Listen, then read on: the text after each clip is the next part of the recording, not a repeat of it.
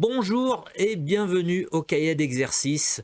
Nous sommes dans le niveau B2.4, le dernier niveau B2. Donc, allez, il faut continuer. Si vous voulez optimiser votre cours de français au maximum à 200%, vous devez faire tous les devoirs à la maison. Ils accompagnent votre livre de classe, d'accord? Donc, c'est vraiment très, très important.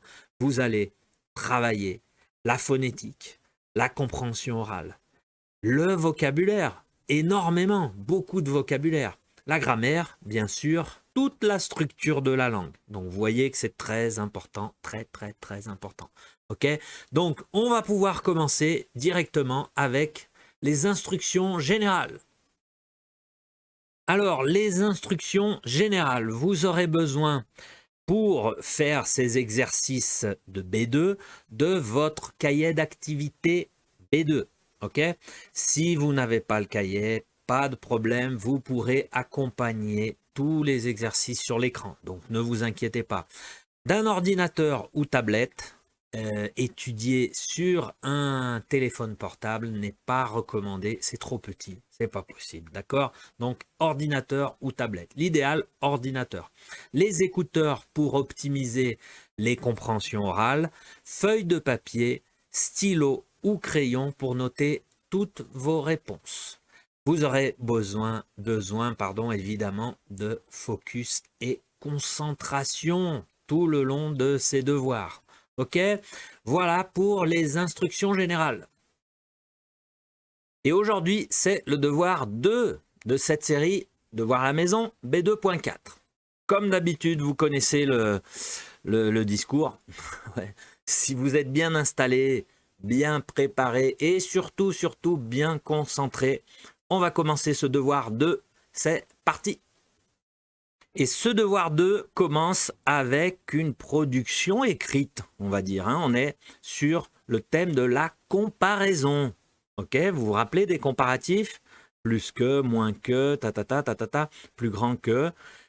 La consigne, pardon. Le quartier de la Défense, hier et aujourd'hui. Vous avez deux photos. Une photo avant, c'est-à-dire il y a très longtemps, j'imagine 70 ans, presque 100 ans. Je ne sais pas, je vois pas, ouais, je ne sais pas les dates. Mais vous avez une autre photo de la Défense à Paris aujourd'hui, d'accord? Vous allez comparer ces deux photos à l'écrit, en production écrite. Donc vous écrivez le maximum d'informations que vous voyez sur les photos en comparant les deux images, d'accord? Et vous envoyez à votre professeur.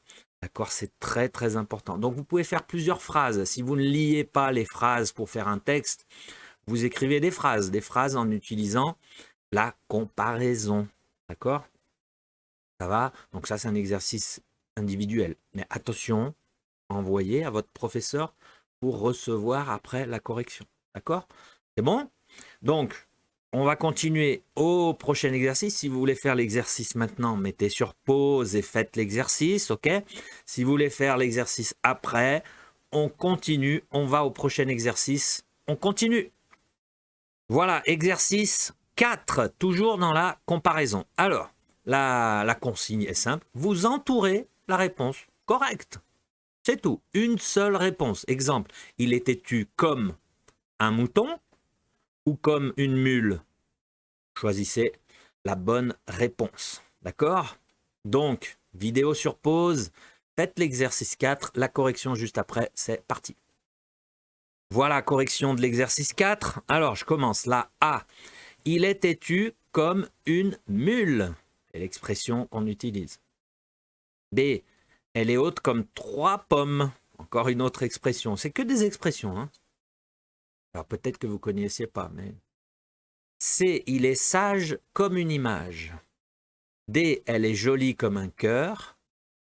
E. Il a les cheveux blonds comme les blés. F. Elle pleure comme une madeleine. Oui, la tentation est grande, est forte, pardon, d'écrire une rivière, pleurer à une madeleine. G. Il tremble comme une feuille.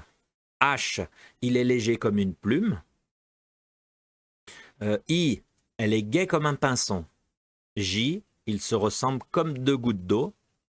K, nous sommes serrés comme des sardines. L, il est sourd comme un pot. M, elle est très excitée comme une puce. Elle est excitée comme une puce, pardon. D'accord? Donc là, vous avez toutes ces expressions qui sont des expressions courantes. D'accord? Ça va pas. Là, vous découvrez, hein, c'est pas facile ça, parce que c'est vraiment très très culturel. Hein. C'est plus culturel que linguistique. Ok? Donc, prenez le temps de bien corriger votre devoir, d'accord? Parce que le devoir 2 est terminé. Bravo, félicitations pour les efforts. Merci pour l'attention. Je vous retrouve au devoir 3. Salut!